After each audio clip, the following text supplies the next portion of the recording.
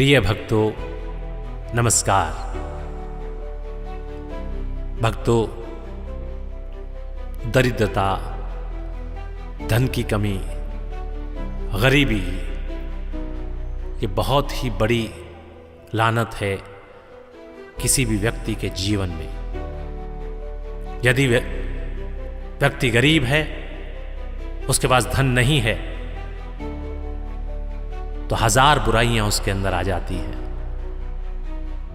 यदि व्यक्ति संपन्न है, धन से परिपूर्ण है, तो उसकी हजार बुराइयां भी नजरअंदाज कर दी जाती है, अनदेखी कर दी जाती है। समस्या ये है कि इस दरिद्रता का नाश कैसे हो। धन कमाना आज के समय में सरल नहीं रहा, परंतु हमें चिंता है आपकी। इसीलिए हम आपके लिए पुराणों से, शास्त्रों से ऐसे मंत्र को निकाल कर लेकर आए हैं। बड़ी शोध और देखभाल के पश्चात एक ऐसे सिद्ध मंत्र को लेकर आए हैं कि जिसके सुनने मात्र से आपकी दरिद्रता का नाश होगा, आपकी गरीबी समाप्त हो जाएगी और आपका जीवन धन धान्य से परिपूर्ण होगा। यह विश्वास रखिएगा। बस इस मंत्र का सुनने का क्रम आप तोड़िए मत। प्रतिदिन इसे सुनना अति आवश्यक है। इसका क्रम न टूटने पाए, सुनाते हैं आपको ये प्रभावशाली मंत्र। ओम धनम ह्रियं श्रीं रतिप्रियः स्वाहा। ओम धनम ह्रियं श्रियं रतिप्रियः स्वाहा। ओम धनम ह्रियं श्रीं रतिप्रियः स्वाहा। ओम धनम ह्रियं श्रियं रतिप्रियः स्वाहा। ओम धनम ह्रियं श्रीं रतिप्रियः स्वाहा। ओम धनम ह्रियं श्रियं रतिप्रियः स्वाहा। ओम धनम ह्रियं श्रीं रतिप्रियः स्वाहा। ओम धनम ह्रियं श्रियं रतिप्रियः स्वाहा। ओम धनम ह्रियं श्रीं रतिप्रियः स्वाहा। ओम धनम ह्रियं श्रियं रतिप्रियः स्वाहा। ओम धनम ह्रियं श्रीं रतिप्रियः स्वाहा। ओम धनम ह्रियं श्रियं रतिप्रियः स्वाहा। ओम धनम ह्रियं श्रीं रतिप्रियः स्वाहा। ओम धनम ह्रियं श्रियं रतिप्रियः स्वाहा। ओम धनम ह्रियं श्रीं रतिप्रियः स्वाहा। ओम धनं ह्रियं श्रियं रतिप्रियः स्वाहा ॐ धनं ह्रियं श्रीं रतिप्रियः स्वाहा ॐ धनं ह्रियं श्रियं रतिप्रियः स्वाहा ॐ धनं ह्रियं श्रीं रतिप्रियः स्वाहा ॐ धनं ह्रियं श्रियं रतिप्रियः स्वाहा ॐ धनं ह्रियं श्रीं रतिप्रियः स्वाहा ॐ धनं ह्रियं श्रियं रतिप्रियः स्वाहा ॐ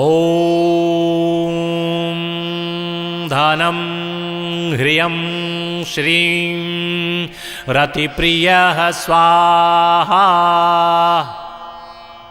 ॐ धनं ह्रियं श्रियं रतिप्रियः स्वाहा ॐ धनं ह्रियं श्रीं रतिप्रियः स्वाहा ॐ धनं ह्रियं श्रियं रतिप्रियः स्वाहा ॐ धनं ह्रियं श्रीं रतिप्रियः स्वाहा ॐ धनं ह्रियं श्रियं रतिप्रियः स्वाहा ॐ धनं ह्रियं श्रीं रतिप्रियः स्वाहा ॐ धनं ह्रियं श्रियं रतिप्रियः स्वाहा ॐ धनं ह्रियं श्रीं रतिप्रियः स्वाहा ॐ धनं ह्रियं श्रियं रतिप्रियः स्वाहा ॐ धनं ह्रियं श्रीं रतिप्रियः स्वाहा ॐ धनं ह्रियं श्रियं रतिप्रियः स्वाहा ॐ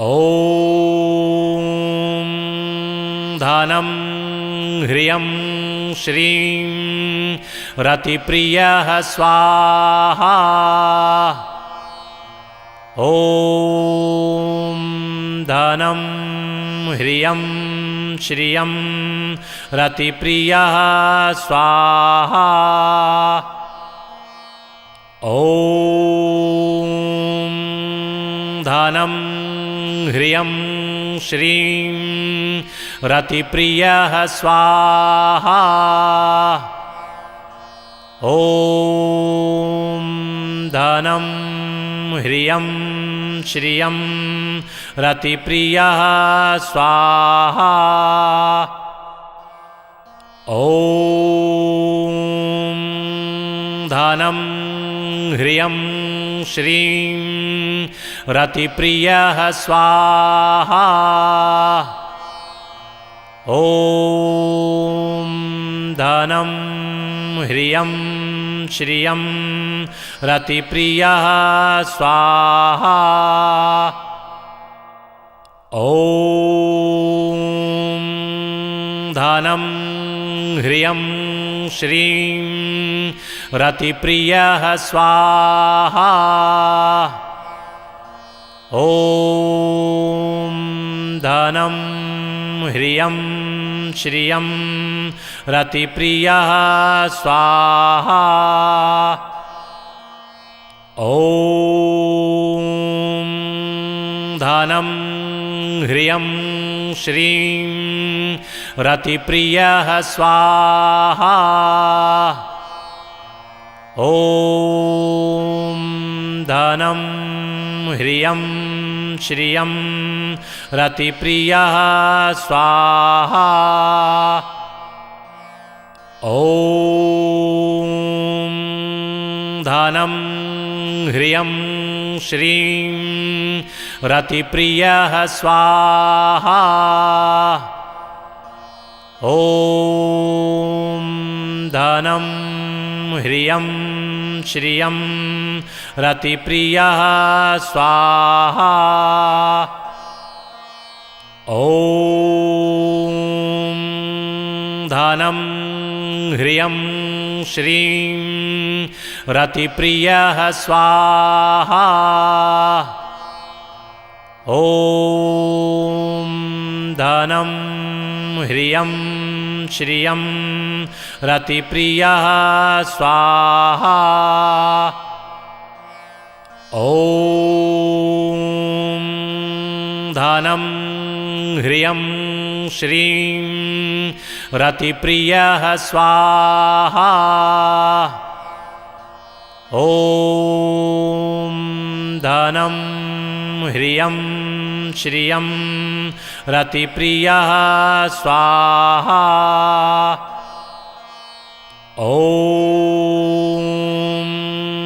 धनं ह्रियं श्रीं रतिप्रियः स्वाहा।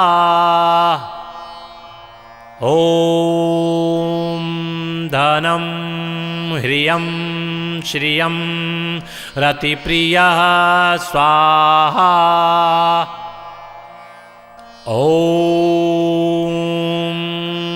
धनं ह्रियं श्रीं रतिप्रियः स्वाहा। ॐ धनं ह्रियं श्रियं रतिप्रियः स्वाहा। ॐ धनं ह्रियं श्रीं रतिप्रियः स्वाहा। ॐ धनं ह्रियं श्रियं रतिप्रियः स्वाहा। ॐ धनं ह्रियं श्रीं रतिप्रियः स्वाहा। ॐ धनं ह्रियं श्रियं रतिप्रियः स्वाहा। ॐ धनं ह्रियं श्रीं रतिप्रियः स्वाहा। ॐ धनं ह्रियं श्रियं रतिप्रियः स्वाहा। ॐ धनं ह्रियं श्रीं रतिप्रियः स्वाहा। ॐ धनं ह्रियं श्रियं रतिप्रियः स्वाहा। ॐ धनं ह्रियं श्रीं रतिप्रियः स्वाहा। ॐ धनं ह्रियं श्रियं रतिप्रियः स्वाहा। ॐ धनं ह्रियं श्रीं रतिप्रियः स्वाहा। ॐ धनं ह्रियं श्रियं रतिप्रियः स्वाहा। ॐ धनं ह्रियं श्रीं रतिप्रियः स्वाहा।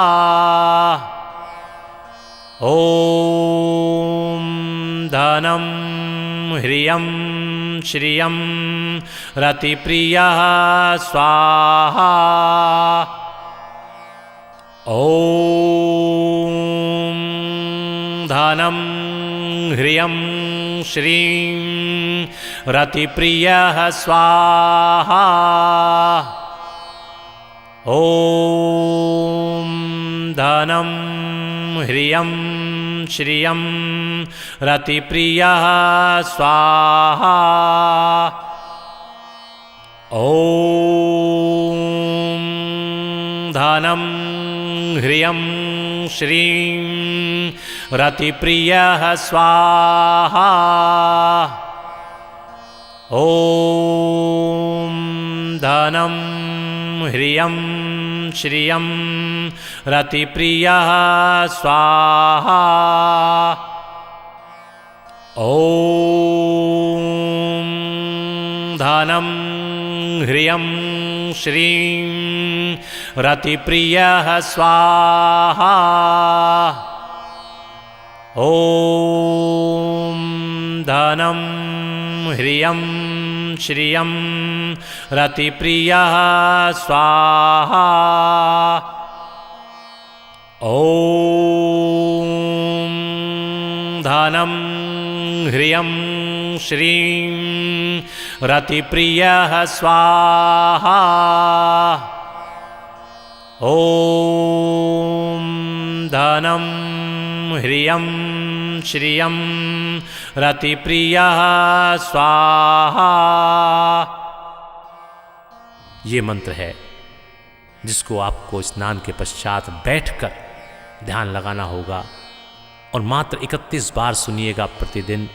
तो ये कल्याण करेगा, आपकी दरिद्रता का नाश करेगा, निश्चित जान लीजिएगा। नमस्कार।